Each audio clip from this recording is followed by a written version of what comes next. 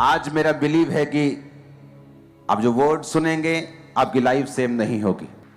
तो आज से एक टीचिंग की शुरुआत मैं आपके लिए कर रहा हूं। ये टीचिंग मोस्टली मैं बाइबल कॉलेज में अपने देता हूं, लेकिन वहां पे बहुत डिटेल में होती है। तो थर्सडे मैं वो ही देने की कोशिश करूंगा, लेकिन चाहे हम उतनी डिटेल में ना जा सकें, लेकिन वो इतना होगा कि आपकी लाइफ जरूर बदल जाएगी। हमें ये समझने की जरूरत है कि जो कुछ आपको चाहिए वो सारा कुछ इस पवित्र बाइबल में मौजूद है। आपको स्पिरिचुअल तरक्की चाहिए, आपको फिजिकल हीलिंग चाहिए, आपको फाइनेंशियल बरकत चाहिए, आपको फैमिली की ब्लेसिंग चाहिए, वो सारा कुछ बाइबल में मौजूद है। लेकिन उसको प्रैक्टिकली अपनी लाइफ में लागू कैसे करना है और उसका फायदा कैसे लेना है, वो बहुत से क्रिश्चियंस को मालूम नहीं है। क्योंकि जो कुछ परमेश्वर ने उनके लिए अवेलेबल किया है उसका वो फायदा नहीं उठा रहे, और वही संघर्ष जो अन्य जातियों की लाइफ में है वही संघर्ष क्रिश्चियन लोगों की लाइफ में भी है। क्योंकि उनको लगता है कि वो भी संघर्ष कर रहा है और मैं भी संघर्ष कर रहा हूं, क्योंकि हमारा देश, हमारा मोहल्ला एक ही है, हमारा प्रोफेशन एक ही है। क्योंकि देश की इकोनॉमी खराब है, फलाने देश की आज मंदी चल रही है, अमेरिका में मंदी चल रही है, तो इस अमेरिका में मंदी चल रही है क्योंकि मेरे देश में मंदी चल रही है, इसलिए मेरे सामने वाले बंदे का भी वही प्रोफेशन है, वही बिजनेस है, मेरा भी वही है, हम दोनों में मंदी चल रही है। लेकिन वचन क्या कहता है? अगर आप बाइबल को ध्यान से पढ़े तो वचन कहता है कि जब अब्राहम के समय में मंदी पड़ी, इसहाक के समय में मंदी पड़ी, तो वचन कहता है अब्राहम और इसहाक 100 गुना फलों को लेके आए, वहां की सरकारों से भी अधिक वो अमीर हो गए और ब्लेस्ड हो गए, और उन फैमिन का, अकाल का और मंदी का उनके जीवन और उनके परिवार के ऊपर 1% भी फर्क नहीं था। रीजन क्या था? अगर आप इन व्यक्तियों को ध्यान से पढ़े तो रीजन ये था कि ये व्यक्ति परमेश्वर के वचन को अच्छी रीति के साथ जानते थे और समझते थे, और ये परमेश्वर के वचनों के साथ जुड़े हुए थे। हालेलुया। जब आप वचन के साथ ज्यादा समय बिताने लगते हैं तो परमेश्वर देखता है कि ये मेरे लिखे हुए वचनों के साथ बहुत समय बिता रहा है।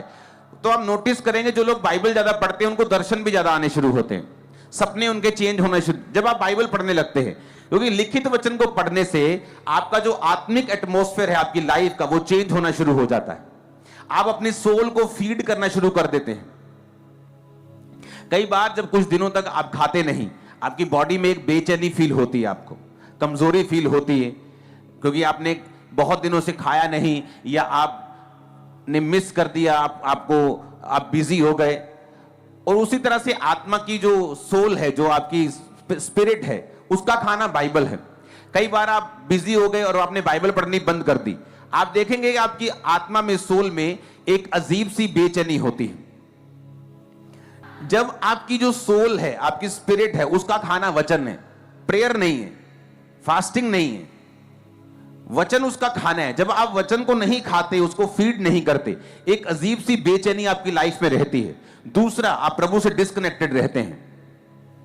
जब आप बाइबल को नहीं पढ़ते हैं तो होता क्या है कि जो अगुवाई परमेश्वर ने आपको देनी होती है, और एक संतुष्टि जो शरीर की होती है, जैसे जब आप अच्छी तरह से डाइट को फॉलो करते हैं, आपका शरीर जब हेल्थी फील करता है, आपको अंदर से एक संतुष्टि फील होती है कि आज मैं बहुत हेल्थी फील कर रहा हूं। उसी तरह से आपकी स्पिरिट जब हेल्थी फील करती है और संतुष्ट और कंटेंट फील करती है, फिर वो एक्यूरेट पोजीशन में होती है कि वो परमेश्वर की बात को सुन सके।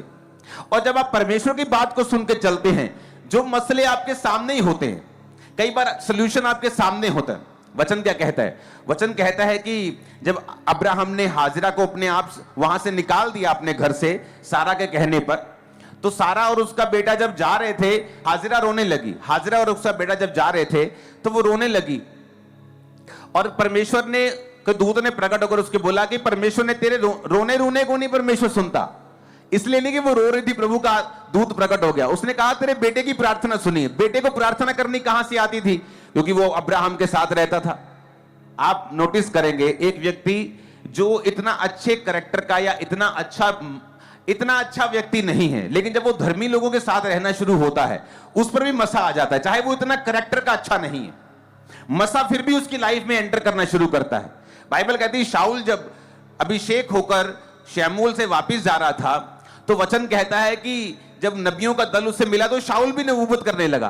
तो कहावत चली कि शाऊल भी नबियों में से है, नबियों का है। तो इसका मतलब जो संगति होती है वो आपके ऊपर इफेक्ट करती है। तो वचन कहता है कि जब उसका बेटा प्रार्थना करने लगा, क्योंकि उसने अब्राहम के साथ रह के सीखा हुआ था, तो प्रार्थना परमेश्वर ने सुनी और परमेश्वर ने आकर उसकी मां के दूध को भेजा और उसकी मां की आंखों को खोला। कौन सी आंखों को?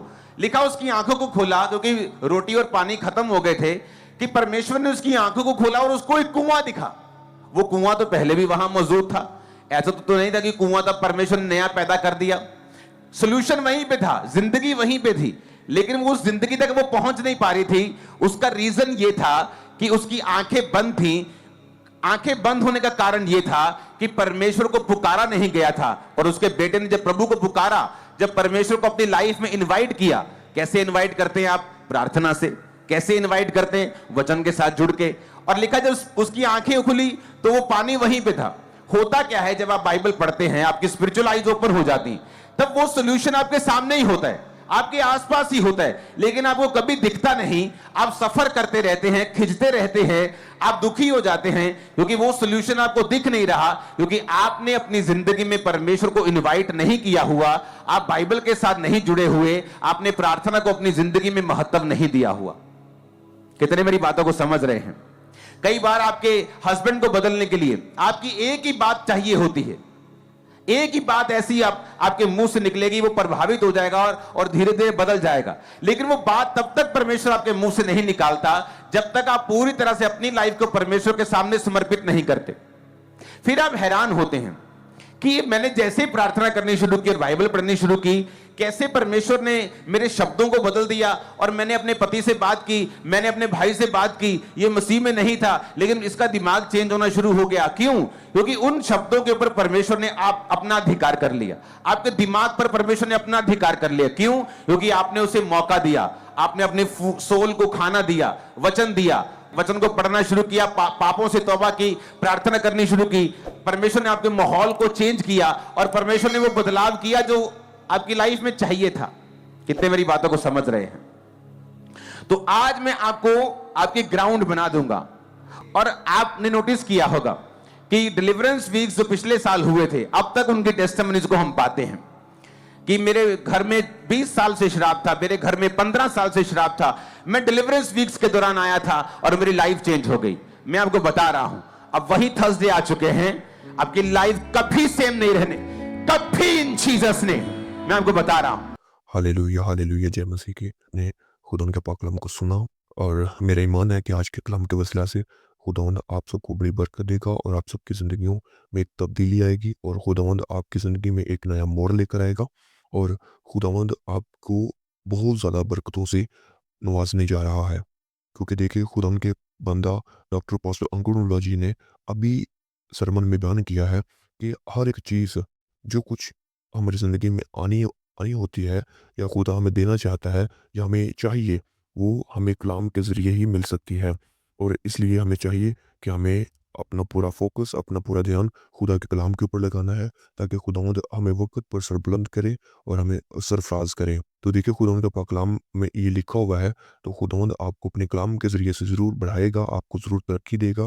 आपको स्पिरिचुअली तौर पर बने रहना है, तमाम बदी से, हर तरह के गुनाह से दूर रहना है और खुदावंद के हज़ूर पाकीज़गी में चलना है, रास्तबाज़ी के साथ चलना है, ताकि खुदावंद आपको ब्लेस करे, खुदावंद आपको बरकत दे पाए।